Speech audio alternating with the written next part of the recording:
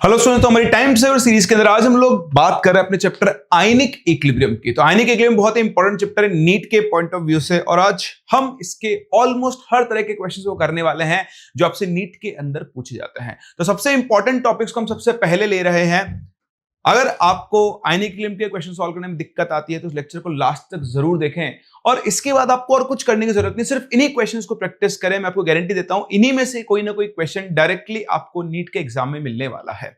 तो बहुत सारा टाइम आपका सेव करने वाले हैं। मात्र 1 से 1.5 घंटे के इस लेक्चर में आप पूरे आयनिक इक्विलिब्रियम चैप्टर को कवर कर चुके होंगे। तो इस शुरू करते हैं अपने पहले टॉपिक के साथ। हम बात करें एसिड बेस थ्योरीज की। तो एसिड बेस थ्योरी में आप लोगों ने बहुत अच्छे सीखा हुआ है। एक तो आपके पास आरेनियस का कॉन्सेप्ट है, आरेनियस एसिड बेस थ्योरी, जो कहती है कि अगर आपको किसी चीज को पानी में डिसॉल्व करने पर H+ मिल जाए उसे हम क्या कहते हैं, एसिड।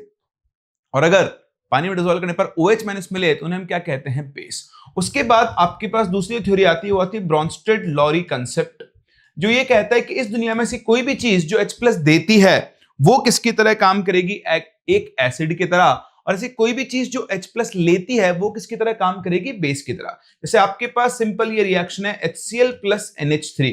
अब यहां पर आप देखोगे तो HCl इसको एक H+ देगा, तो HCl यहां पर किसकी तरह काम कर रहा है, एसिड की तरह काम कर रहा है, और NH3 जो है वो इससे H+ ले रहा है, तो ये किसकी तरह काम करेगा, बेस की तरह काम करेगा। तो ये इससे एक H+ लेकर क्या बना लेगा, NH4+ + Cl-। अभी देखो ये एसिड है ना, तो इससे एक H+ हटाने के बाद जो बना, पहले थोड़ा सा नाटक करेगा ठीक है। तो यहां पर जो Cl- बनेगा वो कहलाएगा इसका कॉन्जुगेट बेस। क्या कहलाएगा, कॉन्जुगेट बेस। तो एक एसिड से H+ हटाने के बाद जो स्पीसी बनती है वो क्या कहलाएगी, इसका कॉन्जुगेट बेस कहलाएगी। सिमिलरली जब ये एक H+ ले लेगा तो ये जो स्पीसी बनी ये क्या कहलाएगी, इसका कॉन्जुगेट एसिड कहलाएगी। तो इस तरह से आपके पास कॉन्जुगेट एसिड बेस पेयर्स बनते हैं। ध्यान रखना, कॉन्जुगेट एसिड बेस पेयर्स हमेशा एक दूसरे के क्या होते हैं, अपोजिट होते हैं।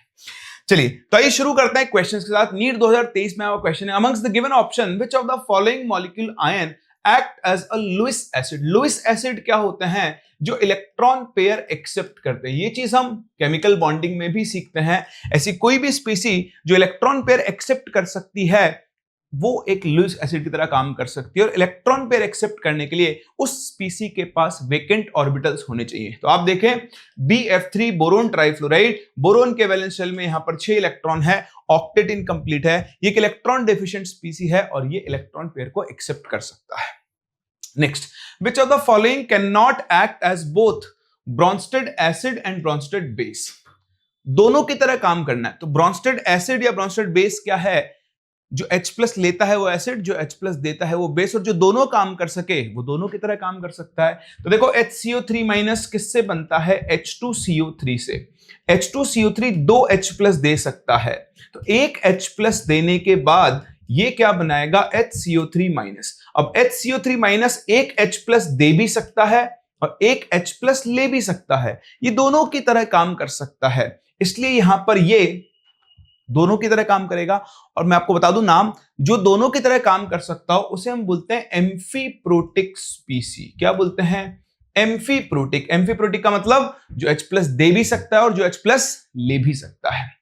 NH3 ये भी आपके पास HCl है, HSO4- भी दोनों की तरह काम कर सकता है, लेकिन HCl, अब देखो NH3 H+ ले भी सकता है, लेकर ये बना लेगा NH4+, ये H+ दे भी सकता है, ये बना लेगा NH2-। लेकिन HCl सिर्फ H+ दे सकता है, ये H+ ले नहीं सकता, इसलिए this species can not act as both Bronsted acid and Bronsted base.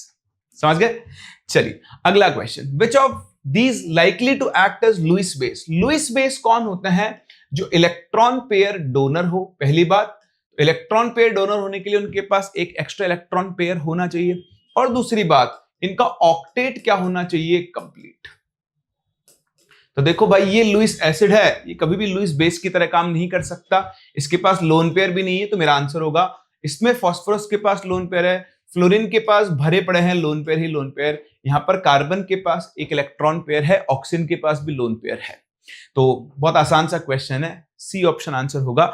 BF3 Lewis base की तरह काम नहीं कर सकता। विच of the following is not a strong electrolyte. तो स्ट्रॉन्ग इलेक्ट्रोलाइट क्या होते हैं, जो पानी के अंदर 100% आयनाइज हो जाते हैं। तो जितने भी वाटर सॉल्युबल सॉल्ट हैं, जितने भी स्ट्रॉन्ग एसिड्स या स्ट्रॉन्ग बेसिस हैं, वो सबके सब स्ट्रॉन्ग इलेक्ट्रोलाइट की तरह काम करते हैं। फ्यूज्ड NaCl स्ट्रॉन्ग इलेक्ट्रोलाइट है। एसिटिक एसिड एक वीक एसिड है, ये एक वीक इलेक्ट्रोलाइट है, इसलिए यही मेरे इस क्वेश्चन का आंसर होगा। पर क्लोरिक एसिड इज HClO4, ये एक स्ट्रॉन्ग एसिड है। NaOH एक स्ट्रॉन्ग बेस है, और ये सबके सब किसकी तरह काम करेंगे, एक स्ट्रॉन्ग इलेक्ट्रोलाइट की तरह काम करेंगे। चलिए, N acid with molecular formula this form 3 types of sodium salts. Okay, this and this. The basicity of the acid is, साफ साफ दिख रहा है, ये हर बार ये एक H+ देगा और उसकी जगह एक सोडियम लगता जाएगा। तो मैक्सिमम ये देखो 3 सोडियम इस पर लग रहे हैं, इसका मतलब इसकी बेसिसिटी कितनी होगी, 3। सिंपल है, जितने H+ देगा उतने सोडियम इस पे अटैच होते जाएंगे। Next, in reaction which of the 2 substance are Bronsted bases. आपको 2 ब्रॉन्स्टेड बेस बताने। तो ब्रॉन्स्टेड बेस क्या होता है, जो H+ लेता है। अभी आप इस रिएक्शन में देखो, HCO3- से CO3 बना, तो यहां से एक H+ गया, वो H+ इसके पास आया होगा, तो यहां पर ये बेस की तरह काम कर रहा है। ये एसिड है, अगर ये एसिड है तो ये बन जाएगा उसका कॉन्जुगेट बेस। एक बेस है H2O और दूसरा बेस है CO3 है क्या कोई ऑप्शन, ये रहा। 4th option will be the correct answer to this question. बहुत ही अच्छा और आसान सा क्वेश्चन है, ऐसा क्वेश्चन आपसे एग्जाम में पूछ सकता है। चलिए next, in the equilibrium this, again आपको भी पहचानना है कौन एसिड है, कौन बेस है, कौन कॉन्जुगेट एसिड है, कौन कॉन्जुगेट बेस है। तो आप देख सकते हो HF से F- बन रहा है, तो HF यहां पर काम कर रहा है एसिड की तरह, ये अपना H+ इसको देगा, तो बताओ ये किसकी तरह काम करेगा, बेस की तरह। ये बेस, तो बताओ ये क्या बन गया, इसका कॉन्जुगेट एसिड। ये एसिड, तो बताओ ये क्या बन गया, इसका कॉन्जुगेट बेस। पूरा समझ में आ रहा है। तो HF यहां पर काम करेगा एसिड की तरह, F- यहां पर काम करेगा किसकी तरह, बेस की तरह। दिख रहा है। सो F- is the conjugate acid of CH3COH, गलत है। F- HF का कॉन्जुगेट बेस है, वो एसिड है ही नहीं। F- is the conjugate base of HF, ये बिल्कुल सही है। CH3COH is the conjugate acid of CH3COH2+, ये खुद एसिड है, तो ये जो है ना इसका कॉन्जुगेट बेस होगा, तो ये भी गलत है। CH3 is conjugate base of this, ये भी गलत है। CH3COH2+ is conjugate acid of CH3COOH। तो इसमें कुछ भी रटना नहीं है, आपको बहुत सिंपल है। जो H+ लेगा वो बेस, जो H+ देगा वो एसिड, H+ देने के बाद जो बना वो उसका क्या कहलाएगा, कॉन्जुगेट बेस।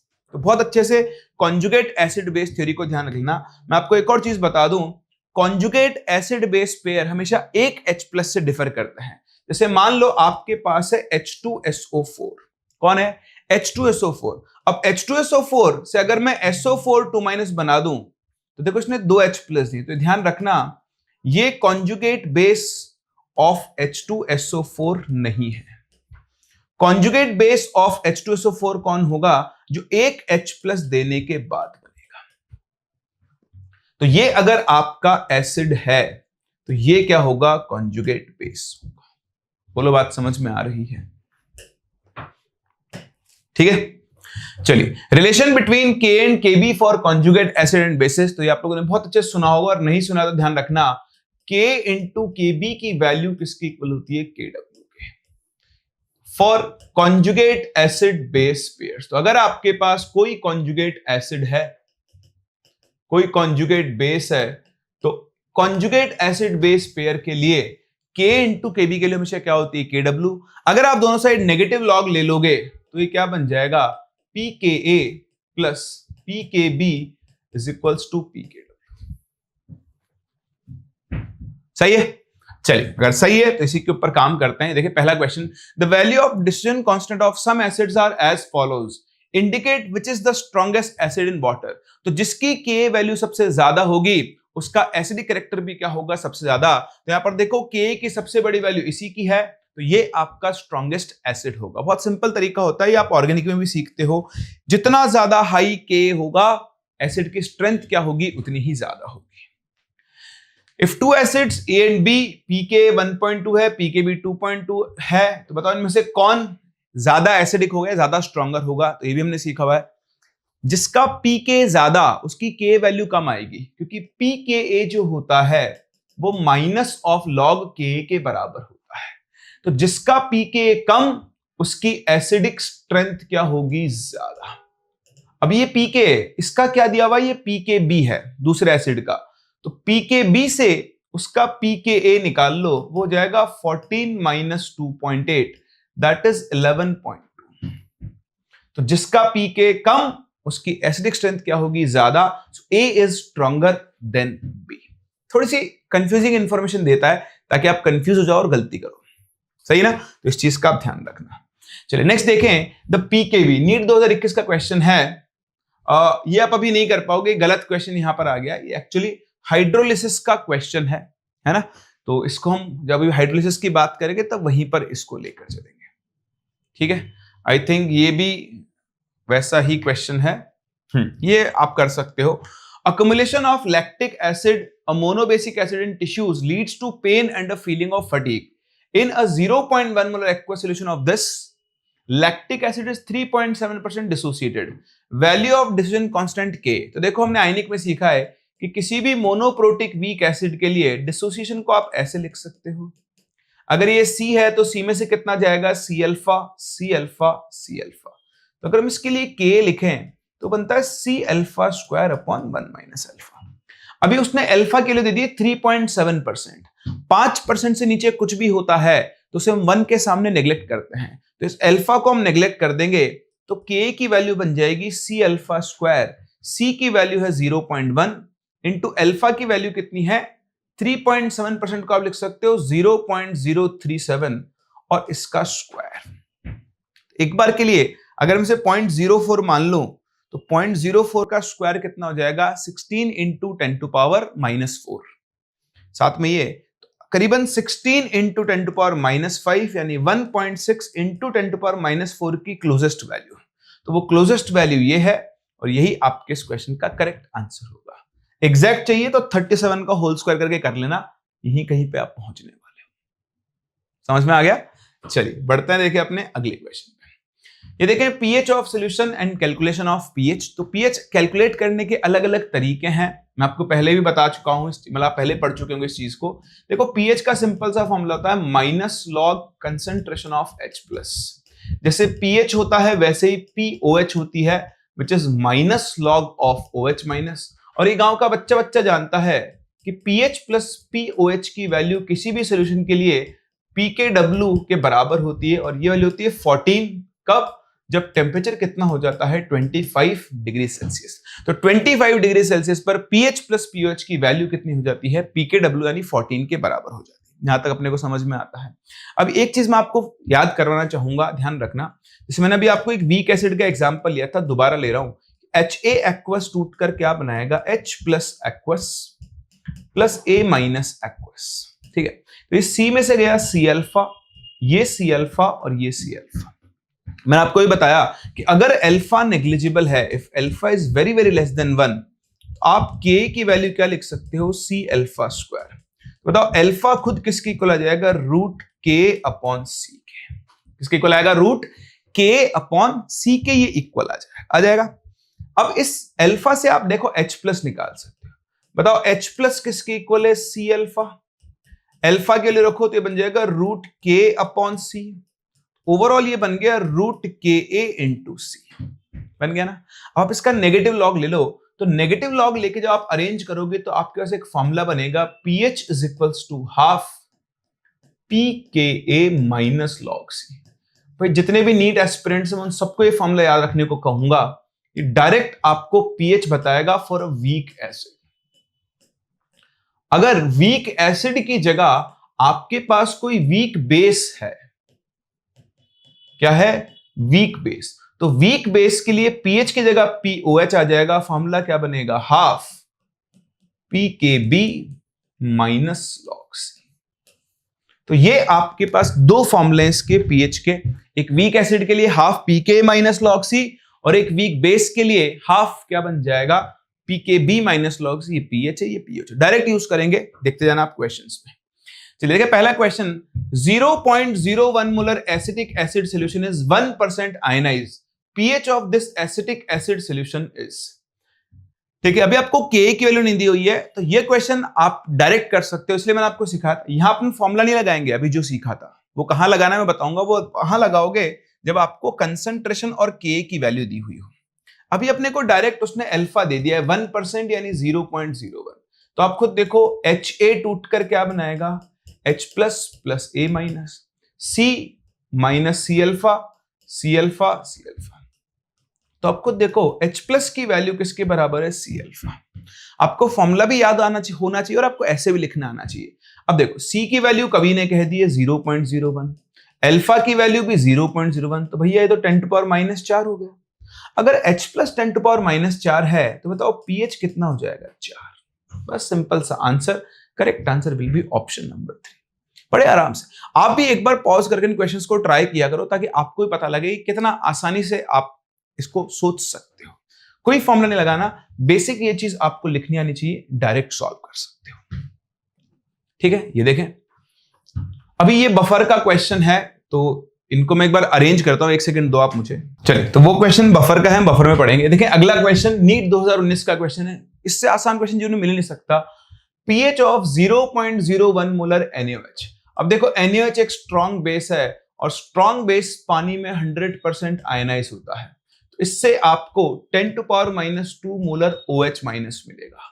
इसका नेगेटिव लॉग ले लो तो pOH की वैल्यू आ गई 2, और अगर pOH 2 है तो भैया pH कितनी आ जाएगी, 12, 14 माइनस 2।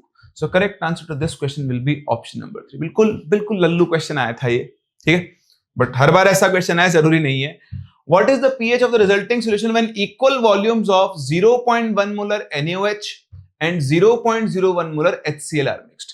ये भी आसान है लेकिन थोड़ी सी आपको मेहनत करनी पड़ेगी। तो आप समझें NaOH, अभी आप ऐसे मत लिखो NaOH प्लस HCl, आप देखो NaOH से आपको मिलेगा OH माइनस, तो ये स्ट्रॉन्ग बेस है, इसके सोल्यूशन में OH माइनस की कंसेंट्रेशन 0.1 मोलर रही होगी। ऐसे ही ये HCl है, इसके सोल्यूशन में H प्लस की कंसेंट्रेशन कितनी रही होगी, 0.01। अब आपने दोनों का इक्वल वॉल्यूम मिक्स किया है, तो इसका भी VML मान लो, इसका भी VML मान लो, तो यहां पर क्या होगी, H प्लस और OH माइनस में रिएक्शन होगी। H प्लस और OH माइनस मिलकर क्या बनाएंगे, H2।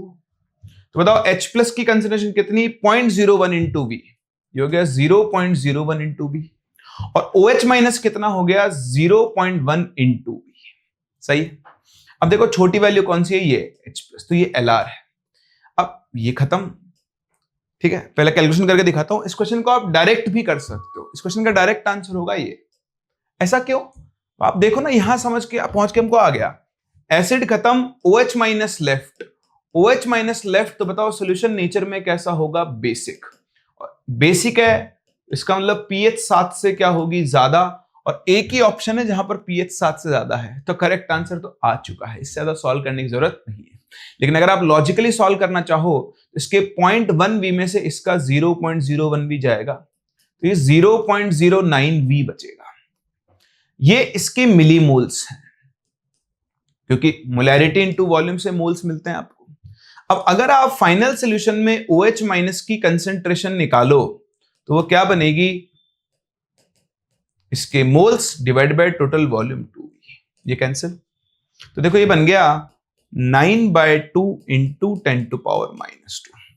अब आप इसका नेगेटिव लॉग लो POH, तो बन जाएगा 2 माइनस लॉग 9/2, तो 2 माइनस लॉग 9/2 गया लॉग 9 माइनस लॉग 2। अभी आप देखो 2 माइनस 9 को आप लिख दो 3 की पावर 2, तो इसकी पावर आ जाएगी 2 लॉग 3, और ये माइनस माइनस बन गया प्लस। लॉग 3 होता है 0.47, लॉग 2 होता है 0.3, इसको मल्टीप्लाई करो, ये बन गया 0.94 प्लस 0.3। देखो 0.94 प्लस 0.3 माइनस का 0.64, वैल्यू बन गई 1.36। सही है, ये आ गई POH। अगर POH 1.36 है तो बताओ pH कितनी आएगी, 14 माइनस 1.36 यानी 12.65। लेकिन मुझे ये सब करने की जरूरत नहीं है, मेरे ऑप्शन बहुत अलग अलग थे।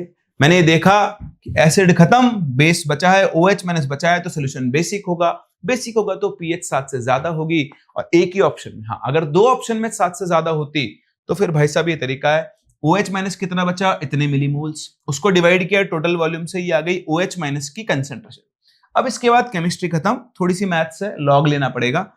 तो क्योंकि इस क्वेश्चन में ऑप्शन दूर दूर थे, अगर ऑप्शन पास पास होते तो थोड़ी अच्छी कैलकुलेशन आपको देता और आप इसका आंसर निकाल सकते थे। बाकी कैसे करना है वो मैंने आपको करके यहां पे दिखा दिया, ठीक है, ट्राई कर लेना।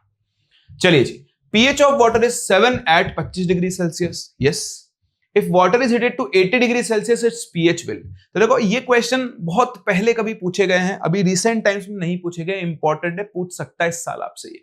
इसमें क्या कह रहा है कि वाटर की pH 25 डिग्री है। तो देखो 25 डिग्री पे जब हम बात करते हैं, कॉन्सेप्ट को समझने की कोशिश करना, तो 25 डिग्री पे pH स्केल 0 से 14 तक वेरी करता है। क्यों? क्योंकि 25 डिग्री पर Kw की वैल्यू होती है 10⁻⁻14। जब आप इसका नेगेटिव लॉग लेते हो तो pKw की वैल्यू आ जाती है 14। कितनी आ जाती है? 14। सही है। अब जब आप 80 डिग्री सेल्सियस पे चले गए तो देखो टेम्परेचर बढ़ाने पर ऑन इंक्रीजिंग टेम्परेचर Kw जो है वो इंक्रीज होता है। क्या होता है? Kw इंक्रीज होता है। तो अब मान लो लेट Kw की वैल्यू 10⁻⁻14 से बढ़कर 10⁻⁻12 हो गई। तो बताओ pKw की वैल्यू कितनी हो जाएगी? 12। अगर pKw की वैल्यू 12 हो गई तो स्केल जो है वो आपका 0 से 12 तक जाएगा। कहां तक जाएगा? 0 से 12। और उसमें मिड पॉइंट कहां पर आएगा? 6 पर। तो पहले मिड पॉइंट था 7 पर, वाटर न्यूट्रल था 7 पर। अब वाटर न्यूट्रल कहां पर होगा? 6 पर। क्यों? क्योंकि स्केल छोटा हो गया है। तो pH बढ़ जाती है, सॉरी कम हो जाती है, 7 से 6 हो गई, लेकिन वाटर का नेचर चेंज नहीं होता। क्यों? क्योंकि टेम्परेचर बढ़ाने पर स्केल छोटा हुआ है, उसकी वजह से पहले न्यूट्रल पॉइंट की pH 7 थी, अब न्यूट्रल पॉइंट की pH 6 है। तो वाटर का नेचर क्या रहता है? सेम रहता है। अब ध्यान रखना, लेकिन इसने pH पूछा है तो pH तो भाई आंसर ये गलत है। आंसर क्या होगा? डिक्रीज होगी, क्योंकि Kw बढ़ गया है। Kw बढ़ गया है तो pKw कम हो गया है, तो स्केल छोटा हो गया है, तो pH डिक्रीज होगी। लेकिन ध्यान रखना वाटर का नेचर क्या रहेगा? सेम। इसी क्वेश्चन में अगर वो मुझसे पूछता कि बताओ वाटर का नेचर कैसा होगा, तो आप क्या बोलते हैं? वो पहले भी न्यूट्रल था, वो अब भी न्यूट्रल होगा। चलिए, pH value of 1 × 10⁻³ molar HCl solution is less than 8 because water HCl is completely ionised. I think कुछ और लिखना चाह रहा होगा, है ना, बट अभी के हिसाब से अगर हम देखें, ये शायद या तो उसने 10⁻⁸ मोलर लिखा होगा, ऐसा, ये करेक्शन कर लेना। तो देखो 10⁻⁸ मोलर HCl अगर मैं लिखूं तो नॉर्मल तरीके से इससे H+ कितना आएगा? 10⁻⁸। तो pH कितनी आ जानी चाहिए? 8, जो कि पॉसिबल नहीं है। एक एसिड की pH कभी भी 7 से ज्यादा नहीं हो सकती। तो इसके ऐसे केसेस में pH जो है वो अब भी स्लाइटली लेस देन 7 आएगी। ऐसे सॉल्यूशन की pH 6.98 के आसपास आती है। ऐसा क्यों होता है? क्योंकि आप जब देखो, अगर ये 10⁻² मोलर 10⁻³ मोलर होता है तो हम वाटर के कंट्रीब्यूशन को नेग्लेक्ट कर देते हैं। लेकिन अगर आपके पास 10⁻8 मोलर HCl है तो इससे H+ आएगा कितना? 10⁻8। लेकिन साथ में वाटर भी है, वाटर से भी कितना H+ आता है? 10⁻7। तो देखो टोटल H+ 10⁻8 को कर लो कॉमन या -7 कर लो, आपकी इच्छा है। अगर मैं 10⁻8 कर लूंगा तो ये बन जाएगा 11 × 10⁻8। इसका जब आप नेगेटिव लॉग लोगे तो pH 7 से कम आएगी। तो आप ध्यान रखना, ionization of water can not be assume negligible in comparison with this low concentration of HCl। ऐसा क्वेश्चन कभी भी नीट में नहीं पूछा गया है, ये पहले जेई में पूछ चुका है। नीट में इस तरह से स्टेटमेंट फॉर्म में इसको पूछ सकता है। किसी भी स्ट्रॉन्ग एसिड की कंसेंट्रेशन अगर 10⁻6 मोलर से नीचे है, 10⁻7, 10⁻8, -9, तो हमेशा आपको उसमें वाटर का आयनाइजेशन कंसिडर करना होगा और उसकी pH हमेशा 7 से थोड़ी सी कम आएगी। ये आप जरूर ध्यान रखना। चलिए, इसके बाद हम चलते हैं इस चैप्टर के सेकंड टॉपिक के ऊपर, जिसका नाम है सॉल्ट हाइड्रोलिसिस। देखो, आयनिक इक्विलिब्रियम के 4 पार्ट है। पहला pH calculation, acid base theory जो हमने कवर कर लिया, दूसरा सॉल्ट हाइड्रोलिसिस, तीसरा बफर सॉल्यूशन और चौथा सॉल्युबिलिटी। ये 4 टाइप के क्वेश्चन ही इस चैप्टर से बनते हैं। सबसे ज्यादा फॉर्मूला बेस्ड चैप्टर है सॉल्ट आयनिक इक्विलिब्रियम, अगर आप जानो तो। ठीक है, तो देखो सॉल्ट हाइड्रोलिसिस में क्या होता है, एक सॉल्ट होगा, उस सॉल्ट की रिएक्शन किससे होगी, पानी से। तो आई होप आप लोगों ने ये सब पढ़ा होगा। अभी मैं डिटेल में तो ये नहीं पढ़ाऊंगा आपको, बट मैं आपको फॉर्मूले सिखा रहा हूं जो आप लोगों ने कहीं ना कहीं सीखे होंगे। रिवीजन का टाइम है, तो इन फॉर्मूलेस को आप जरूर याद रखें। फॉर्मूला बनाना कैसे वो भी मैं आपको सिखाता हूं। तो अपने पास अलग अलग सॉल्ट के यहाँ पर टाइप होंगे। जो पहला टाइप होता है सॉल्ट का, वो होता है strong acid plus strong base. ठीक है, इसका एग्जाम्पल हो गया जैसे NaCl, जैसे आपके पास KNO3। NaCl NaOH plus HCl से बनेगा, KNO3 KOH प्लस HNO3 से बनेगा। अब इनके लिए हम एक तो डिफाइन करते हैं इनका KH, एक इनके लिए डिफाइन करते हैं H, और एक हम इनके लिए लिखेंगे pH का फॉर्मूला। ध्यान रखना, जब दोनों ही कंपोनेंट स्ट्रांग होते हैं तो ऐसे सॉल्ट का हाइड्रोलिसिस नहीं होता है ना। Hydrolysis only weak part of a salt undergoes hydrolysis. सिर्फ एक सॉल्ट के वीक पार्ट का हाइड्रोलिसिस होता है, उसके स्ट्रॉन्ग पार्ट का कभी भी हाइड्रोलिसिस नहीं होता है। तो KHH ऐसे केस में सॉल्ट सॉल्यूशन न्यूट्रल रहता है और उसकी pH 7 रहती है। ये बहुत आसान चीज है, लेकिन कई लोगों को ये नहीं पता होती। अगर आपके पास एक ऐसा सॉल्ट है जो कि स्ट्रॉन्ग एसिड और स्ट्रॉन्ग बेस से बना है, उसका सॉल्यूशन हमेशा न्यूट्रल रहेगा, उसकी pH हमेशा 7 रहेगी। ठीक है, दूसरा जो आपके पास कैटेगरी बनेगा वो बनता है, किसी एक को स्ट्रॉन्ग रख लो, मान लो एसिड स्ट्रॉन्ग है और बेस वीक है, तो एक स्ट्रॉन्ग एसिड का एग्जांपल HCl, एक वीक बेस का एग्जांपल NH4OH। इन दोनों से जो सॉल्ट बनेगा वो होता है NH4Cl। कौन होता है, NH4Cl। तो देखो ऐसे सॉल्ट, अब देखो KH का जब आप फॉर्मूला लिखोगे तो इसका फॉर्म बनता है KW हमेशा ऊपर आता है, नीचे आता है K। अब ये KA भी हो सकता है और KB भी हो सकता है, तो ध्यान रखना जो वीक होगा ना उसका K आएगा। तो देखो स्ट्रॉन्ग एसिड वीक बेस में वीक कौन है, बेस, तो यहां जाएगा KB। समझ में आया क्या? देखो समझाता हूं, एक और एग्जांपल लेते हैं, अगला थर्ड एग्जांपल लो। मान लो आपका एसिड वीक है और बेस स्ट्रॉन्ग है, तो weak acid strong base. Weak acid का एग्जांपल CH3COOH, स्ट्रॉन्ग बेस का एग्जांपल NaOH। तो CH3COONA एक वीक एसिड और स्ट्रॉन्ग बेस का सॉल्ट हो गया ना। अब देखो इसके लिए KH क्या बनेगा, तो मैंने आपको ट्रिक क्या सिखाई, KW/K। तो अगर एसिड वीक है तो K, बेस वीक है तो K भी, तो यहां वीक कौन है, एसिड, तो आ जाएगा KW/K। इसी में देखो, अगर मैं आपको एक और लास्ट टाइप का जो सॉल्ट बचता है, उसमें एसिड भी वीक होगा प्लस बेस भी वीक होगा। ऐसे केस में KH इज इक्वल्स टू क्या बन जाएगा, KW/Ka इंटू Kb। क्या बनेगा, KW/K इंटू Kb। ठीक है जी, तो बताओ, अब ये तो हो गई KH का फॉर्मूला। इस तरह के सॉल्ट्स के लिए H का फॉर्मूला बनता है √KH/C। क्या बनता है, √KH/C। तो KH के लिए यहां रख दो, तो ये बन जाएगा KW/KB इंटू C। तो सेम चीज यहां पर है, ये भी H इज इक्वल्स टू क्या बनेगा, √KH/C, और ये बन जाएगा KW/K। KH के लिए रख दो यहां पर, तो K इंटू C। लेकिन ये वाला जो सॉल्ट, इस पे थोड़ा सा आपको याद रखना पड़ेगा, यहाँ H नहीं बनता है, बनता है H/1 - H is equals to √KH, और KH कितना बन गया, KW/K इंटू KB।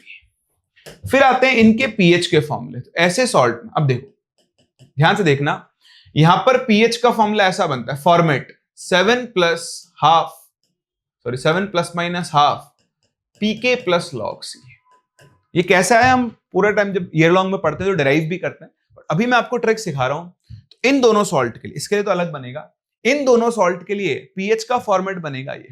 अब यहां प्लस आएगा या माइनस, ध्यान रखना प्लस बाहर आता है, प्लस माइनस, अंदर हमेशा प्लस ही आएगा। तो यहां प्लस आएगा या माइनस, वो सॉल्ट के ऊपर डिपेंड करेगा। जैसे यहां देखो, स्ट्रॉन्ग एसिड वीक बेस, बताओ कौन डोमिनेट करेगा, ऑब्वियसली जो स्ट्रॉन्ग है, स्ट्रॉन्ग एसिड। अगर स्ट्रॉन्ग एसिड डोमिनेट करेगा तो इसका फाइनल सोल्यूशन एसिडिक होना चाहिए, और अगर फाइनल सोल्यूशन एसिडिक होगा तो pH 7 से कम आएगी, तो 7-। यहां देखो वीक एसिड स्ट्रॉन्ग बेस, कौन डोमिनेट करेगा, strong base. Strong base dominate करेगा तो पीएच 7 से ज्यादा आएगी, तो यहां पर क्या लगेगा, पीएच इज इक्वल्स टू 7+, दिखता है। अब 7 माइनस हाफ, जो वीक है उसका के आएगा, बताओ यहां वीक कौन है, बेस, तो ये बन जाएगा P K B plus log c. यहां वीक कौन है, एसिड, तो ये बन जाएगा पी के ए प्लस लॉग सी। तो इस ट्रिक से आप इन दोनों फॉर्मूलेस को बहुत अच्छे से याद कर सकते हो। इसके लिए तो आपको अलग से ही लिखना पड़ेगा। इसके लिए पीएच का जो फॉर्मूला है वो होता है 7 प्लस हाफ पी के ए माइनस पी के बी। तीसरी इंपॉर्टेंट चीज अगर आप यहां पर देखें इस वाले में, तो यहां पर H और पीएच दोनों ही कंसंट्रेशन से उल्टे रिलेटेड है। यहां पर degree of hydrolysis depends on concentration. तो जो डिग्री ऑफ हाइड्रोलिसिस है वो कंसंट्रेशन पर डिपेंड करती है, इनवर्सली रिलेटेड है कंसंट्रेशन के, है ना। H आप देख सकते हो साफ साफ, यहां लिख लेता हूं, H is inversely proportional to root C. अगर आप कंसंट्रेशन बदलोगे तो डिग्री ऑफ हाइड्रोलिसिस बदलेगी। ऑल्दो नीट में कभी नहीं पूछा गया है, शायद ही पूछा जाए, बट फिर भी एक बार आइडिया होना चाहिए, ये पूछ सकते हैं, ध्यान रखना।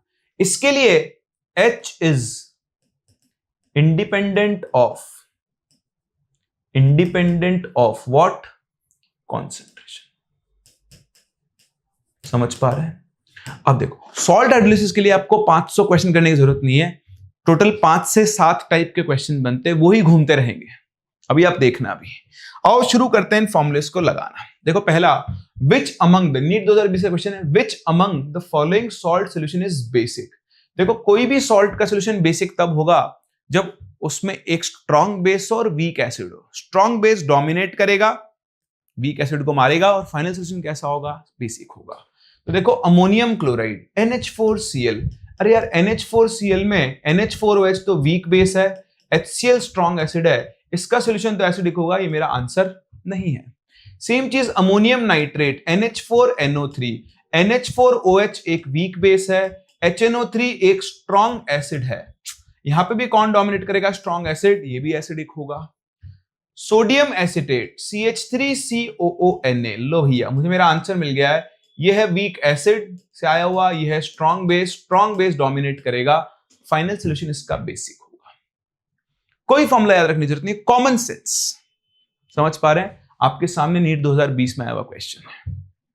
और देखें फिर से NEET 2020, only HCl was possible, ये आप छोड़ सकते हो, अब ये पहले S ब्लॉक का पार्ट होता था, S ब्लॉक में NaCl बनाने का प्रिपरेशन था, उसके अंदर ही लिखा हुआ था।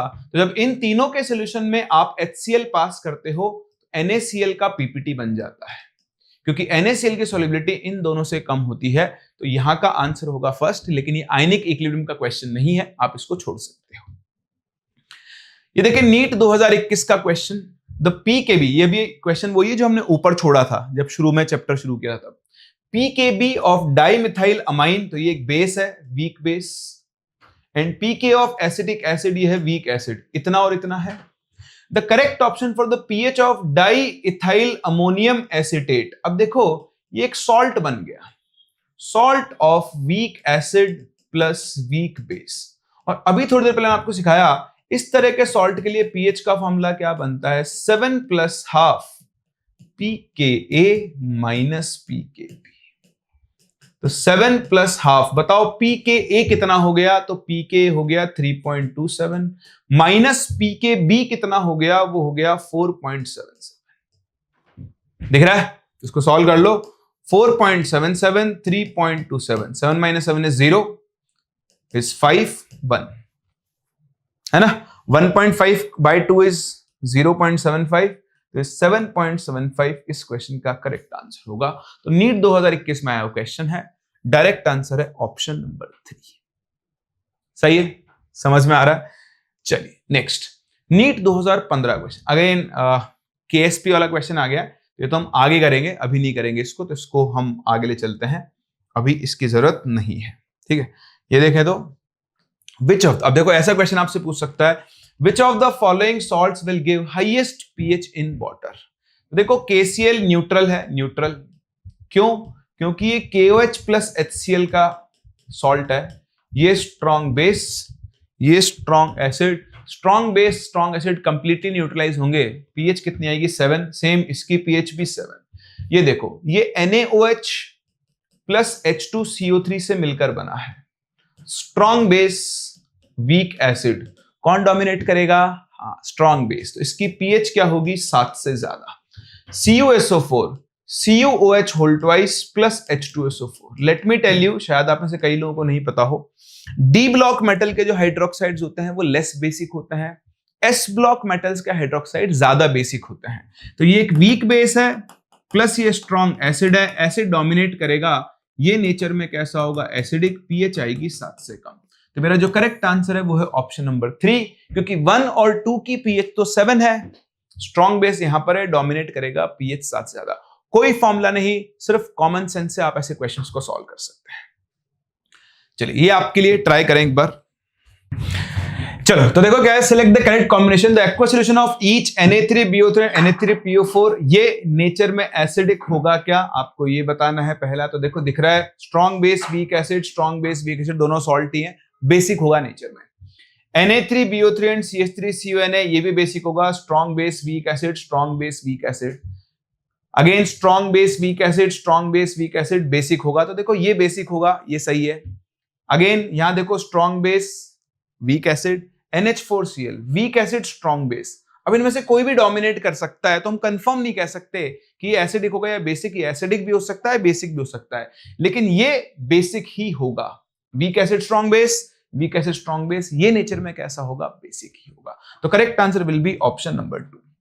चलिए hydrolysis constant of 0.5 molar ammonium benzoate, ammonium benzoate क्या हो गया? NH4OH, बेंजोएट यानी C6H5OH फिनॉल वाला, इतना दिया हुआ है। हाइड्रोलिसिस कांस्टेंट KH की वैल्यू दी हुई है, परसेंटेज हाइड्रोलिसिस बताओ। तो देखो ये वीक बेस और फिनॉल ये वीक एसिड है। वीक एसिड वीक बेस के लिए बताओ फॉर्मूला क्या बना था? H/1 - H = √KH। तो देखो इसको रीअरेंज करो, इसको लिख सकते हो 625 × 10⁻⁻8, स्क्वायर रूट लो तो 25 इंटू क्या बनेगा? 10⁻⁻4। ये हो गई H/1 - H की वैल्यू।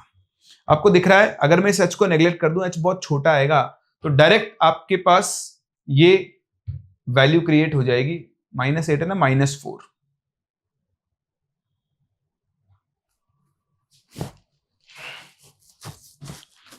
ठीक है, अब इससे अगर हम वैल्यू निकालें तो H के लिए आ गई इतनी अप्रोक्सीमेटली 25 × 10⁻⁻4। सही है ना? मैं देखता हूं ऑप्शन मैच क्यों नहीं हो रहा है, पर यहां उसने लिखा है परसेंटेज हाइड्रोलिसिस, ये सिर्फ H है। अगर आपको परसेंटेज निकालना है तो × 100 और करना पड़ेगा।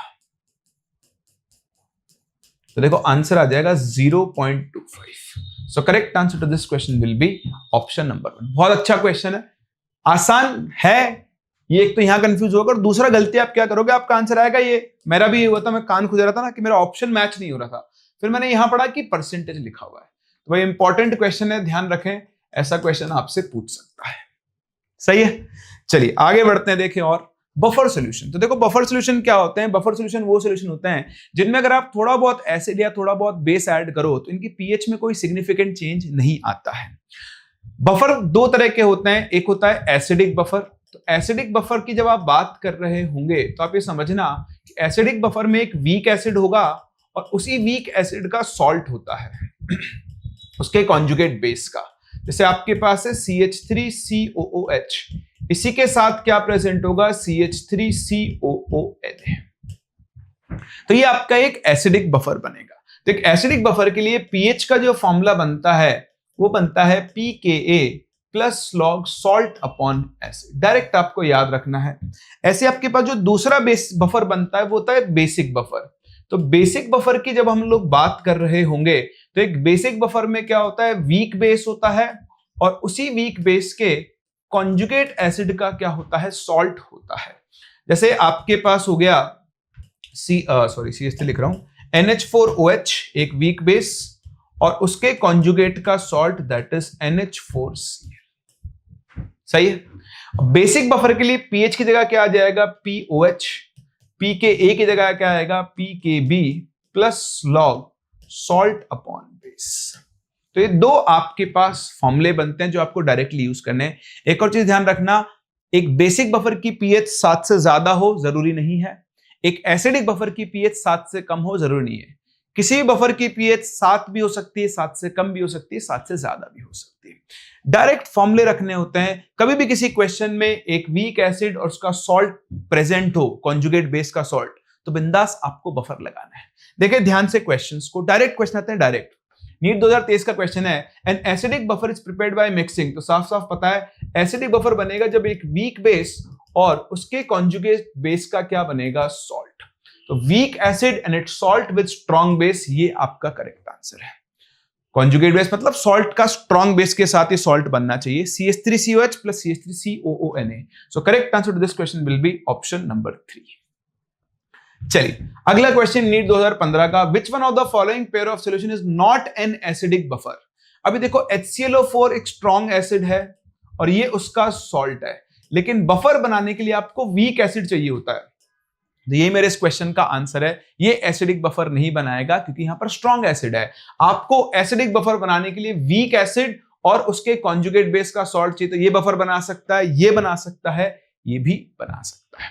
यहां पर एक क्वेश्चन आएगा कि सर इसके कॉन्जुगेट बेस का सॉल्ट नहीं है, H2CO3 का कॉन्जुगेट बेस होता है HCO3-, लेकिन इन दोनों की रिएक्शन से बीच में HCO3- बनता है। तो अभी आपको वहां दिमाग नहीं लगाना है, 4 ऑप्शन में से आपको वो ऑप्शन ढूंढना है जहां पर स्ट्रॉन्ग एसिड प्रेजेंट था। चलिए एक देखिए NEET 2022 question, most asked topic में से एक होता है buffer. PH of the solution containing 50 ml each of 0.1 molar sodium acetate. देखो सोडियम एसिटेट का फॉर्मूला क्या हो गया, CH3COONA and 0.01 molar acetic acid. तो देखो एसिडिक बफर बन गया।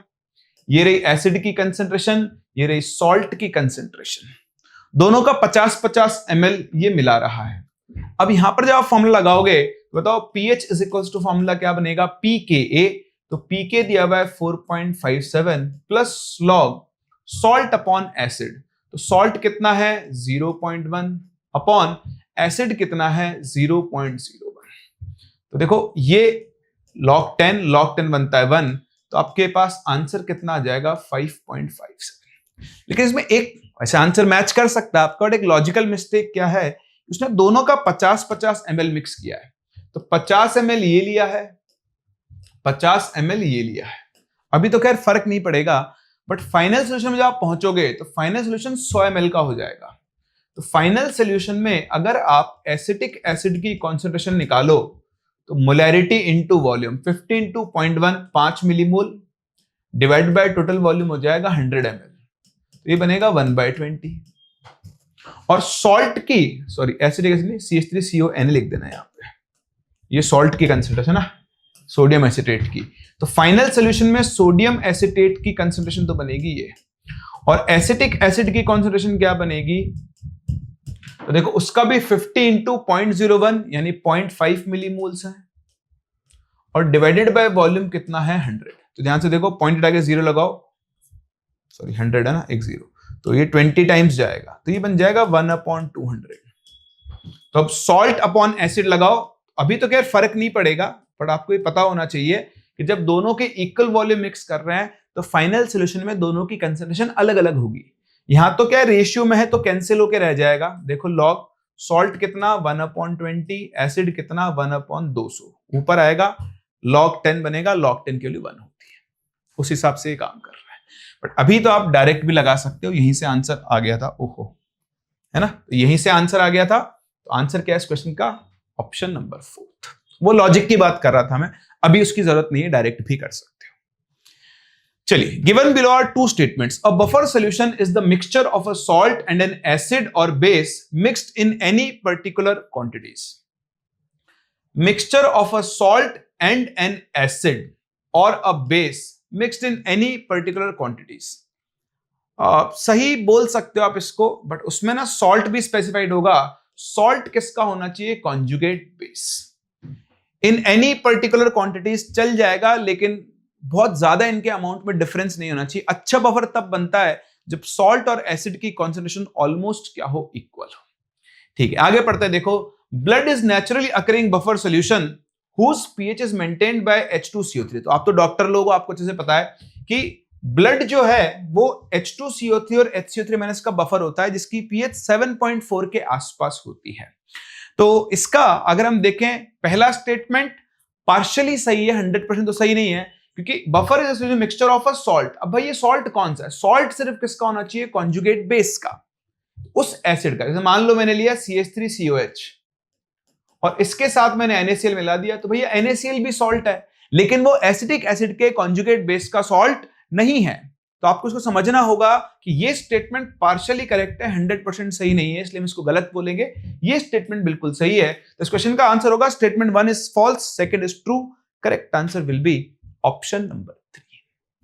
समझ पा रहे हैं? तो ध्यान से ऐसे क्वेश्चन से डील करें। तो देखो इस क्वेश्चन में क्या है, बफर कौन कॉन्स्टिट्यूट करेगा। तो देखो मैं थोड़ा डेटा चेंज करूंगा ना, बहुत ज्यादा डिफिकल्ट हो जाएगा आप लोगों के लिए। तो आप एक काम करो, इसका 5 ml लिख लो सिर्फ। अब देखो ये तो है एक स्ट्रॉन्ग एसिड और ये इसका करस्पॉन्डिंग सॉल्ट है, तो ये तो बफर नहीं बनाएगा। ये क्या है, आपका वीक एसिड है और ये इसका करस्पॉन्डिंग। अब आप बोलोगे सर कॉन्जुगेट बेस का है, तो आप देखो ये ऑक्सैलिक एसिड है, वीक एसिड। इसकी रिएक्शन जब आप NaOH से करवाओगे तो इसका है 25 × 0.1 2.5 मिलीमोल है, और NaH का कितना है 0.5 मिलीमोल। तो देखो ये LR ये खत्म, इन दोनों के रिएक्शन से इसका कॉन्जुगेट बेस बन जाएगा। ये बनेगा 0.5, ये बचेगा 2 मिलीमोल। तो ये डायरेक्ट नहीं है, वैसे भी नीट में आया हुआ क्वेश्चन नहीं, बट ऐसा क्वेश्चन आ सकता है। तो इसकी और इसकी रिएक्शन से इसका कॉन्जुगेट बेस बन रहा है। तो देखो फाइनल सॉल्यूशन में कॉन्जुगेट बेस है और उसका करस्पॉन्डिंग एसिड है, तो ये बफर बना सकता है। अभी दोनों 25-25 होता है ना, तो ये बफर नहीं बनाता, बट आप करेक्शन कर लेना, 5 ml कर लेना, और उससे हम इसका आंसर क्या दे पाएंगे, ऑप्शन नंबर 2। क्योंकि जब दोनों 25-25 होंगे ना, तो सॉल्ट हाइड्रोलिसिस होगा, इन दोनों के रिएक्शन से सिर्फ सॉल्ट बनेगा, ये नहीं बचेगा। उस केस में इसका आंसर होगा ऑप्शन नंबर 4, बट वो आपके थोड़ा और डिफिकल्ट चला जाएगा नीट लेवल पे, इसलिए मैं उसको काउंट नहीं कर रहा हूं। तो ये करेक्शन करके इस क्वेश्चन को आप समझें। चलिए, which may be added to 1 litre of water to act as a buffer. तो देखो आपको साफ साफ दिख रहा है, अगर मैं CH3COH और NaOH को जोड़ूं, तो देखो दिख रहा है साफ साफ, जो भी मैंने सिखाया पिछले क्वेश्चन में सेम वही कहानी है। 1 मोल CH3COH है, उसकी रिएक्शन करो, NaOH कितना लिया है 0.5 मोल। तो देखो आपको दिख रहा है खत्म हो जाएगा, कम पड़ेगा। इसके 0.5 के लिए 0.5 काम में आएगा, 0.5 मोल बचेगा, और इन दोनों की रिएक्शन से CH3COONA प्लस H2O, इतना ही सॉल्ट बनेगा। ऐसे क्वेश्चन कभी नीट में नहीं पूछे गए हैं, आप ध्यान रखना, है पूछ सकता है, इंपॉर्टेंट टाइप है, डायरेक्ट नहीं है। CH3COH HCl दोनों एसिड बफर नहीं बना सकते, दोनों बेस बफर नहीं बना सकते, NH4Cl और HCl बफर नहीं बना सकते क्योंकि स्ट्रॉन्ग एसिड है, इनकी रिएक्शन से भी NH4OH नहीं बनेगा। CH3COH और NaOH भी डायरेक्ट तो बफर नहीं बना सकते, लेकिन ये कहानी क्या है, इन दोनों की रिएक्शन से इसका सॉल्ट बन सकता है। तो देखो एसिड बच गया, सॉल्ट बन गया, तो यहां पर क्या बन सकता है, बफर फॉर्म हो सकता है। ऐसे क्वेश्चंस आपसे नीट में पूछे जा सकते हैं। चलिए, लास्ट इसका पार्ट है सॉल्युबिलिटी। तो सॉल्युबिलिटी आप सभी लोगों ने पढ़ा हुआ है, क्वेश्चन के थ्रू हम समझ लेंगे। यहां पर हम सॉल्ट का टाइप लेते हैं, जैसे मान लो A2B टाइप सॉल्ट है, ये टूट कर क्या बनाएगा 2A प्लस B माइनस। तो अगर सॉल्युबिलिटी S है तो ये बनेगा 2S, ये बनेगा S। इसके लिए जब हम KSP लिखते हैं तो ये तो सॉलिड होता है, इसलिए इसको भूल जाते हैं। इस A प्लस की कंसेंट्रेशन का स्क्वायर इंटू S कितना बनेगा 4S3। ठीक है, सॉल्युबिलिटी में कॉमन आयन के क्वेश्चन नीट में बहुत पूछता है, कॉमन आयन। तो जब ये क्वेश्चन जब आएगा तो मैं आपको वहीं समझा दूंगा, आपको उसके लिए किसी थ्योरी की जरूरत नहीं है। आइए मूव करते हैं क्वेश्चंस पर, देखते हैं किस तरह क्वेश्चन आपसे पूछते हैं। तो मैंने कहा था पहला ही क्वेश्चन कॉमन आयन का, सुनना मेरी बात ध्यान से। Ratio of solubility of AgCl।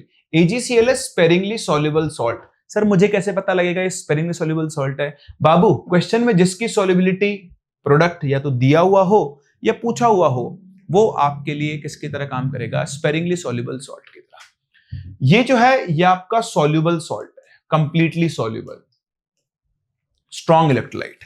अब देखो इन दोनों में एक आयन कॉमन है Cl, तो इसको हम बोलते हैं कॉमन आयन इफेक्ट। तो आप कैसे लिखोगे, आप ऐसे लिखोगे कि AgCl सॉलिड जो है वो टूटकर क्या बनाएगा Ag plus aqueous plus Cl minus aqueous. तो मान लो इसकी सॉल्युबिलिटी S है, तो ये कितना बनेगा S, और ये भी कितना बनेगा S। अब अगर आपने यहां पर KCl लिया है 0.1 मोलर, तो KCl आयनाइज होकर क्या बनाएगा K plus plus Cl minus, तो 0.1 से बनेगा 0.1, ये दोनों एक ही सॉल्यूशन में है, तो टोटल Cl माइनस कितना हो जाएगा S प्लस 0.1। और ये आप हमेशा कर सकते हो नीट में। देखो इसमें S जो है वीक वाले का, इसका कंट्रीब्यूशन है, 0.1 जो है वो इस सॉल्युबल वाले का कंट्रीब्यूशन है, इसको आप हमेशा नेग्लेक्ट करो, भूल जाओ। आप तो ये मान के चलो कि सारा का सारा Cl माइनस जो है वो स्ट्रॉन्ग इलेक्ट्रोलाइट से आ रहा है, इसकी जगह लिख दो 0.1, लिख दिया। अब इसका KSP लिखो, इसका KSP बनेगा concentration of Ag plus into concentration of Cl minus. कवि के हिसाब से KSP है 10⁻⁻10, Ag प्लस है S और Cl माइनस कितना है 0.1। तो देखो यहां से इस सॉल्ट की सॉल्युबिलिटी आ गई 10⁻⁹। क्वेश्चन खत्म। नहीं, क्वेश्चन खत्म नहीं हुआ। I am very very sorry, कुछ और सॉल्युबिलिटी नहीं पूछी है, इसने बोला रेशियो ऑफ सॉल्युबिलिटी। पढ़ो, ratio of solubility of AgCl in 0.1 molar KCl solution, ये इसको S1 बोल दो, and solubility of AgCl in water. जब पानी होगा तो पानी में तो सिर्फ AgCl होगा, अगर इसकी सॉल्युबिलिटी S है या S2 है तो ये भी S2 बनेगा, ये भी S2 बनेगा। इस केस में इसकी जो सॉल्युबिलिटी है वो 10⁻⁻10, S2 के लिए हो जाएगी 10⁻⁵। तो आपको S1 अपॉन S2 का रेशियो निकालना है, तो S1 अपॉन S2, भैया S1 कितना है 10⁻⁹, S2 कितना है 10⁻⁵, तो आंसर कितना होगा 10⁻⁴। हंसते हंसते गलत कर सकते हैं आप इस क्वेश्चन को, नीट 2024 का क्वेश्चन है, ठीक है। सो करेक्ट आंसर 3 नहीं होगा, करेक्ट आंसर 1 होगा। मुझे लगा कि इसने सॉल्युबिलिटी पूछी है, इसलिए पहली गलती मैं भी यही कर रहा था, बट फिर मुझे वहां रेशियो लिखा हुआ दिख गया। आराम से देख लो, कोई दिक्कत हो तो आप मुझे बता सकते हो गया? चलिए आगे बढ़ते हैं। देखें, the solubility product for a salt of type AB दिया हुआ है, what is the molarity of its saturated solution, मतलब सॉल्युबिलिटी निकालनी है। तो देखो AB टाइप का सॉल्ट टूट कर क्या बनाएगा A plus plus B minus, इसकी सॉल्युबिलिटी S है तो ये बनेगा S, ये बनेगा S, KSP बनेगा S इंटू S, ये बनेगा 4 इंटू 10⁻⁸, दोनों तरफ स्क्वायर रूट ले लो, तो S के लिए बन जाएगी 2 इंटू 10⁻⁴। डायरेक्ट, कुछ करना ही नहीं है, बिल्कुल सिंपल सा क्वेश्चन, सही है। ऐसे देखें आगे, find out the solubility of NiOH whole twice in 0.1 molar NiOH। अच्छा क्वेश्चन है, ऐसा क्वेश्चन आ सकता है, अगेन कॉमन आयन का है, इसकी सॉल्युबिलिटी निकाल ली तो ये स्पेरिंगली सॉल्युबल है, ये आपका स्ट्रॉन्ग इलेक्ट्रोलाइट है। आप खुद देखो NiOH होल ट्वाइस जब टूटेगा तो क्या बनाएगा Ni2 plus plus 2OH minus. अगर सॉल्युबिलिटी S है तो ये बनेगा S, ये बनेगा 2S, लेकिन देखो NaOH भी टूटकर OH माइनस बनाएगा 0.1, तो टोटल OH माइनस हो गया 2S प्लस 0.1। कॉमन आयन जहां दिख जाए यही यूज करना, फिर बोल रहा हूं, और बहुत पूछा जाता है इसमें से। आप अभी S, 2S, 3S, 4S, 5 कितना भी हो नेग्लेक्ट कर दो, ये मान सारा का सारा OH माइनस किससे आएगा NaOH से। अब जब आप इसके लिए KSP लिखोगे तो बस ये गलती मत करना, Ni2 plus into OH minus की कंसेंट्रेशन का स्क्वायर। तो KSP कितना दिया है देखो इसका, ये रहा 2 इंटू 10⁻⁻15, इसकी वैल्यू हो गई 0.1 तो उसका स्क्वायर, ये हो गई सॉल्युबिलिटी S, देखो S की वैल्यू आ गई 2 इंटू 10⁻13। है कोई ऑप्शन? ये मेरे इस क्वेश्चन का करेक्ट आंसर। सब कॉमन आयन है, ठीक है, ये भी कॉमन आयन है। अभी आप खुद ट्राई करना, देख लो आप 19 में आया, 20 में आया, लगातार 2 साल आया, सेम क्वेश्चन है। OH की जगह F माइनस है, यहां से F माइनस मिलेगा, बाकी सब कुछ सेम है। इवन मैं आपको डायरेक्ट आंसर बता दूं 5.3 × 10⁻⁹ बचेगा। है कहीं ऑप्शन? ये रहा, आप करके देख लेना, डायरेक्ट हो जाएगा, डायरेक्ट। ये देखें, pH of a saturated solution of COH whole twice 9, solubility product of COH whole twice बताओ। ये बहुत बढ़िया क्वेश्चन है। देखो नीट 2019 में 2 क्वेश्चन आए सेम सॉल्युबिलिटी से, इसमें क्या है CaOH होल ट्वाइस, ध्यान से देखना। तो ये टूटकर क्या बनाएगा Ca2 plus plus 2OH minus. तो सॉल्युबिलिटी मान लो इसकी S है तो ये कितना बनेगा S, और ये कितना बनेगा 2S। तो अगर मैं इसके लिए KSP लिखूं तो बनेगा concentration of Ca2 plus into concentration of OH minus whole square 4S3। अब उसने कहा है कि इसकी pH जो है 9 है, बताओ pH 9 है तो POH कितनी होगी 5, POH 5, तो OH माइनस की कंसंट्रेशन कितनी हो गई 10 टू पावर -5। अब देखो इस सोल्यूशन में जो भी OH माइनस आ रहा है सब इसी से आ रहा है, तो जो OH माइनस की कंसंट्रेशन हमारे हिसाब से है वो है 2s, इसके हिसाब से है 10 टू पावर -5, तो S की वैल्यू आ गई 1/2 इंटू 10 की पावर -5। यहां रखो वैल्यू 4 इंटू S की वैल्यू हो गई 1/2 इंटू 10 टू पावर -5 का होल क्यूब। दिख रहा है 1/2 का क्यूब हो गया 1/8, 4/8 इज 1/2 बचेगा वापस से, इंटू 10 टू पावर -15। 1/2 को लिखो 0.5 इंटू 10 टू पावर -15, या फिर आप इसे 5 इंटू 10 टू पावर -16 लिख सकते हो। आंसर आपको इसी फॉर्म में दिया है, ये इस क्वेश्चन का आंसर है। ध्यान रखना यहाँ पे कुछ लोग गलती करते हैं, यहाँ पे 2s की वैल्यू मतलब 2s में फंस जाते हैं, तो कुछ नहीं है, जो भी OH माइनस आ रहा है वो 2s है हमारे हिसाब से। कवि ने PH दी है तो उससे POH से हमने OH माइनस निकाल लिया, दोनों के हिसाब को बराबर करके S की वैल्यू निकाली, ये रहा KSP का एक्सप्रेशन, वैल्यू रखो, आंसर निकालो। चलिए सेम क्वेश्चन है, कर लेना। अच्छा क्वेश्चन क्या है इसमें, सॉल्युबिलिटी ऑफ BaSO4 होती है ग्राम पर लीटर में।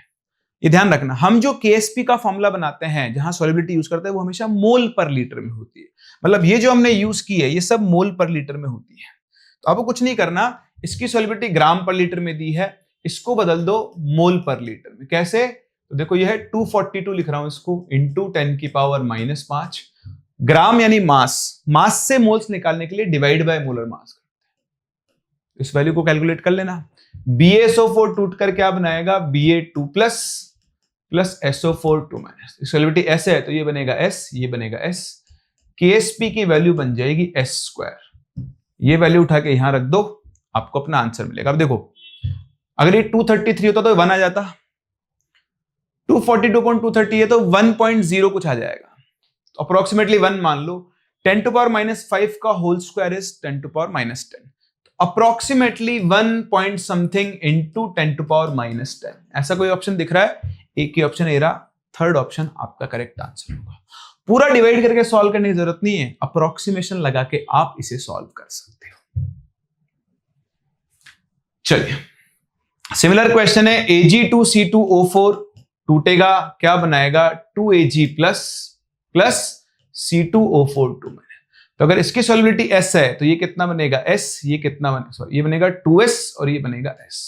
नीट 2017 क्वेश्चन है, कह रहा है कंसंट्रेशन ऑफ Ag प्लस उसने दी इतनी है, मेरे हिसाब से Ag प्लस की कंसंट्रेशन है 2S, इसके हिसाब से 2.2 इंटू 10 टू पावर -4।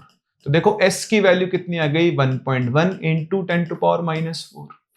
अगर मैं इसका KSP लिखूं तो 2S का whole square into S 4S cube बनेगा, S के लिए यहां रख दो, आपको अपना आंसर मिल जाएगा। आप देखो इस क्वेश्चन में और इस वाले क्वेश्चन में कोई फर्क नहीं है, वहां पर भी 2S की वैल्यू निकाली थी हमने, पहले यहां POH की फॉर्म में दिया, यहां पर S की वैल्यू डायरेक्ट आ गई है, कर सकते हैं ना। तो अब आपको इन्हीं क्वेश्चंस को दोबारा करना है, ऐसा ही कोई क्वेश्चन बना के वो देगा, अब आपको 500 अलग अलग क्वेश्चन करने की जरूरत नहीं, इन्हीं क्वेश्चंस को बार बार करें और कॉन्सेप्ट को समझें और देखें कि वो कितना कुछ पूछ सकता है, घुमा फिरा के डेटा चेंज करेगा, पूछेगा वही। ये एक और टाइप ऑफ क्वेश्चन है, KSP of Ag2CrO4, AgCl, AgBr, AgI दिया हुआ है, which one of the following salts will precipitate last if AgNO3 solution is added to the solution containing equal moles of NaCl, NaI, NaBr, Na2Cl। क्या कहना चाह रहा है कि आपके पास एक सोल्यूशन में NaCl भी है, NaBr भी है, NaI भी है और Na2CrO4 भी है और सबके इक्वल मोल्स हैं, ठीक है। तो इससे अपने को मिलेगा Cl माइनस, मान लो सबका 1 मोल है, Br माइनस भी 1 मोल, I माइनस भी आपके पास मान लो 1 मोल है इसमें, और CrO4 माइनस का 1 मोल है, ठीक है। नहीं 1 मोल मत लिखो, कुछ है मतलब सब में बराबर है, ये इतना लिख लो। अब आप इसमें क्या डाल रहे हो, AgNO3, ठीक है। तो सबके KSP दिए हुए हैं, इक्वल मोल्स ऑफ NaCl है सबके अंदर, तो चलो एक एक मोल मान लेते हैं सबको, 1 मोल 1 मोल 1 मोल और 1 मोल, ठीक है। अब ये इसके साथ कंबाइन होकर AgCl का PPT बना सकता है, इसके साथ AgBr का। तो मैं क्या करूंगा, मैं पता करूंगा कि मुझे अगर मैं KSP ऑफ AgCl लिखता हूं, क्वेश्चन समझने की कोशिश करना, तो वो क्या बनेगा, concentration of Ag plus into concentration of Cl minus. तो Cl माइनस तो इस सॉल्यूशन में पहले से है, मैं क्या डाल रहा हूं, Ag प्लस। तो मैं पता कर रहा हूं कि AgCl को प्रेसिपिटेट करने के लिए कितना Ag प्लस चाहिए होगा। तो AgCl का KSP कितना दिया है मुझे, देखो ये रहा 1.8 into 10⁻⁻10 upon concentration of Cl minus, तो इसको तो 1 मान लिया मैंने। इतना Ag प्लस चाहिए AgCl के लिए। सेम यही फॉर्मूला यूज करूं तो बताओ Ag प्लस रिक्वायर्ड, सेम ऐसा लिखो KSP of AgBr equal to Ag plus plus Br minus. Ag plus required कितना बनेगा, KSP of AgBr upon Br minus. तो KSP ऑफ AgBr कितना है भाई, 5 इंटू 10⁻13 अपॉन Br माइनस तो 1 है। इसको Ag प्लस इतना चाहिए। सिमिलरली बताओ Ag plus required for AgI कितना चाहिए होगा, तो सेम लगा लो, KSP ऑफ AgI ये रहा 8.3 इंटू 10⁻17 अपॉन I माइनस, जिसकी कंसंट्रेशन 1 मोलर है। अब लास्ट पहला कौन था, Ag2CrO4। तो देखो Ag2CrO4 टूट कर क्या बनाएगा, 2Ag plus plus CrO4 2 minus. जब मैं इसका KSP लिखूंगा तो Ag प्लस का होल स्क्वायर और CrO4 2 माइनस बनेगा। अगर मैं इसके केस में Ag प्लस रिक्वायर्ड निकालूं तो देखो इसके नीचे जाएगा और स्क्वायर रूट बनेगा, KSP of Ag2CrO4 upon CrO4 2 minus. तो देखो Ag2CrO4 का KSP है 1.1 इंटू 10⁻12 अपॉन 1, तो ये अप्रोक्सीमेटली 10⁻6 आएगा। तो मैंने यहां पे क्या पता किया, AgCl को प्रेसिपिटेट करने के लिए कितना Ag प्लस चाहिए, AgBr के लिए कितना चाहिए, AgI के लिए और Ag2CrO4 के लिए। इनमें से जिसके लिए सबसे कम Ag प्लस चाहिए होगा वो सबसे पहले प्रेसिपिटेट होगा। तो बताओ यहाँ पे सबसे छोटी वैल्यू 10⁻10 -13 -17 सबसे छोटी वैल्यू है, तो सबसे पहले AgBr प्रेसिपिटेट होगा। विच one of the following will precipitate last पूछ रहा है, तो लास्ट कौन होगा जिसको सबसे ज्यादा Ag प्लस चाहिए होगा। तो इन सब में सबसे ज्यादा Ag प्लस चाहिए Ag2CrO4 को, तो यही मेरे इस क्वेश्चन का क्या होगा, करेक्ट आंसर होगा। ये क्वेश्चन आपको पहली बार में समझ में नहीं आएगा, दोबारा करना, नीट 2015 क्वेश्चन है, वापस बता रहा हूं। मेरे पास एक सोल्यूशन में चारों हैं, मैं इसमें AgNO3 डाल रहा हूं, तो मैंने क्या किया, इनके KSP के फॉर्मूले लगाए और उससे पता किया कि AgCl को प्रेसिपिटेट करने के लिए कितना Ag प्लस चाहिए, AgBr के लिए कितना चाहिए, AgI के लिए कितना चाहिए और Ag2CrO4 के लिए कितना चाहिए, पता कर लिया। सबसे पहले वो प्रेसिपिटेट होगा जिसको सबसे कम Ag प्लस चाहिए और सबसे बाद में वो प्रेसिपिटेट होगा जिसको सबसे ज्यादा Ag प्लस चाहिए।